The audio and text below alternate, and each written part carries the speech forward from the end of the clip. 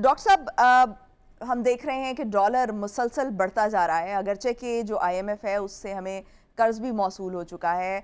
और मज़ीद ये भी कहा जा रहा था कि आईएमएफ की जैसे ही किस्त मौसूल होगी उसके बाद वर्ल्ड बैंक और जो एशियन बैंक है और दीगर जहाँ जहाँ से हम एक्सपेक्ट कर रहे थे कि वहाँ से जो है वो हमें कर्ज मिल जाएगा, उसके बाद सूरत हाल कुछ बेहतर हो जाएगी। लेकिन हम बेहतर नहीं देख रहे, हम ये देख रहे हैं कि डॉलर जो है वो मुसलसल बढ़ता जा रहा है और ऑब्वियसली उसके इम्पैक्ट जो हैं वो हमारे दीगर जो हमारी अशिया खुरोनोश हैं और दीगर अशिया जो हैं वो उन पर भी डायरेक्ट पड़ते हैं। देखिए, जब भी हम डॉलर की बात करते हैं पाकिस्तान के अंदर, तो हमारे यहाँ दो मार्केट चल रहे हैं। एक जिसको हम ओपन मार्केट कहते हैं, जिसमें आप मैं दूसरे पाकिस्तानी किसी मनी चेंजर के पास जाते हैं हम्म, $100 खरीदने के लिए, बेचने के लिए। और एक है इंटरबैंक मार्केट। हम्म, जो जो ओपन मार्केट है वो बहुत छोटी सी मार्केट है, वो कोई 25-30 मिलियन डॉलर की मार्केट है, और उसमें भी रुपया बड़ी तेजी से गिर रहा है। और जो इंटरबैंक मार्केट है वो बहुत बड़ी मार्केट है, वो अच्छा। कोई 300 350 मिलियन डॉलर रोजाना की मार्केट है, उसमें भी रुपया बड़ी तेजी से गिर रहा है। हम्म, एक एक चीज जो बड़ी वाजे हो गई है कि इंटरबैंक और ओपन मार्केट में जो फर्क है रुपए हम्म, का, हम्म, या रुपए की कीमत का, वो तारीखी तौर पे 2-3 रुपए हुआ करता था। हम्म, वो मैं पिछले कुछ हफ्तों से देख रहा हूं कि वो 10, 12, 13, 14 रुपए तक भी पहुंच जाता है। हम्म, तो वो बड़ी एक वाजे निशानी है कि डॉलर स्मगल हो रहा है। यानी कि ओपन मार्केट में से फिजिकल डॉलर जो हैं हम्म, वो निकल के तो अफगानिस्तान जा रहे हैं। हम्म, अब कुछ अरसे से मैं देख रहा हूँ कि ईरान से भी सब्जी आ रही है, प्याज हम्म, ईरान का पाकिस्तानी मार्केट में बिक रहा है, तो हम्म, शायद वो डॉलर ईरान भी जा रहे हो। हम्म, तो जो इतनी तेजी से रुपया गिर रहा है ओपन मार्केट के अंदर, हम्म, उसकी एक वजह यह है कि डॉलर स्मगल हो रहे हैं। ठीक। और दूसरी वजह यह है कि आपने देखा कि यूएई की हुकूमत ने एक पाबंदी लगा दी है पाकिस्तानी पैसेंजर्स के ऊपर कि हम्म, जो भी यूएई जा रहे होंगे उनको 5,000 दिरहम या डॉलर इक्विवेलेंट लेके जाना है। अब मैं देख अच्छा। रहा था कि तकरीबन 21 फ्लाइटें रोजाना की जाती हैं, हम्म, और अगर फ्लाइटों में आप समझिए 200-250 पैसेंजर चले जाएं, हम्म, और वो हर फ्लाइट को पैसेंजर के पास 5,000 दिरहम हो, तो देखिए कितने लाखों दिरहम जो है वो रोजाना के जो है वो पाकिस्तान से बाहर चले जाते हैं। हम्म, तो रुपया गिर रहा है ओपन मार्केट में इन दो वजूहात की बुनियाद के हम्म, ऊपर। अब आते हैं इंटरबैंक के ऊपर, हम्म, जहाँ बहुत बड़ी मार्केट है, वहां पे इंपोर्टर्स आते हैं डॉलर खरीदने के लिए, हम्म, क्योंकि उन्होंने 80 बिलियन की इंपोर्ट खरीदनी लानी होती है। हम्म, और एक्सपोर्टर्स उस मार्केट में जाते हैं अपने डॉलर बेचने के लिए, ठीक। और वो जो बेचने के लिए डॉलर आते हैं वो है 30-31 अरब। हम्म, जो खरीदने वहां बैठे हैं उनको चाहिए 80 अरब। हम्म, तो आप सोचिए इतना बड़ा जो तजारती खसारा है, वो प्रेशर डालता है रुपए के ऊपर। ठीक। फिर अब आपने कहा कि 1 बिलियन डॉलर हमने वसूल कर लिया हम्म, आईएमएफ से, हम्म, के बाद फर्क नहीं पड़ा। वो 1 बिलियन डॉलर से हमारे जो स्टेट बैंक के जखायर हैं हम्म, वो अब आगे कहीं पहुंचे हैं 8 अरब डॉलर में। और 8 अरब डॉलर का मतलब ये है कि 5 या 6 हफ्ते की इंपोर्ट, क्योंकि हम 6 अरब डॉलर की तो महीने की इंपोर्ट कर लेते हैं। हम्म, तो वो स्टेट बैंक के रिजर्व भी इतने लो हैं, डॉलर्स की इतना संगीन फुकदान है। तो मुझे तो फ्रैंकली महसूस ये हो रहा है कि कुछ अरसे में किसी किस्म की फाइनेंशियल इमरजेंसी डिक्लेयर करनी पड़ेगी। तो डॉक्टर साहब, कौन से लूप होल्स आप देख रहे हैं इस वक्त? एक तो आपने कहा कि जो डॉलर है वो स्मगल हो रहा है, एक तो ये रीज़न आपने बताई। इस वक्त ओवरऑल जो हमारी इकोनॉमी है, क्योंकि हमने इंपोर्ट्स पे कट लगाया, इंपोर्ट्स अपनी कम की, एक्सपोर्ट्स जो हैं अगरचे हम बढ़ाने में उस तरह से करके नाकाम रहे हैं, लेकिन जितनी चल रही थी उतनी तो चल रही हैं एक्सपोर्ट्स, कम नहीं हुई हैं।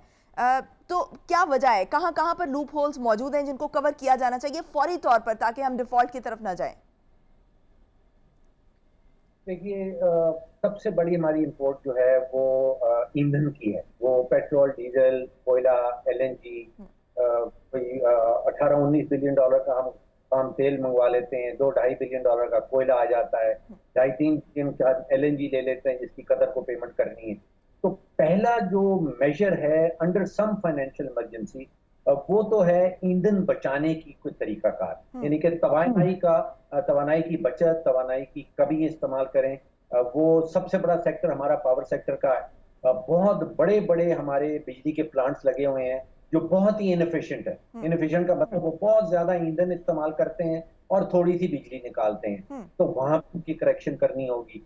फिर इंडस्ट्रियल सेक्टर में बहुत सारी बिजली जाया हो रही है, हमारा डोमेस्टिक सेक्टर जो है उसमें हम बिजली जाया करते हैं। तो एक तो ये इमरजेंसी बेसिस के ऊपर तवानाई को किस तरह बचाने हैं ताकि वो 20-22 बिलियन डॉलर की जो हम इंपोर्ट करते हैं उसको किस तरह कम करें।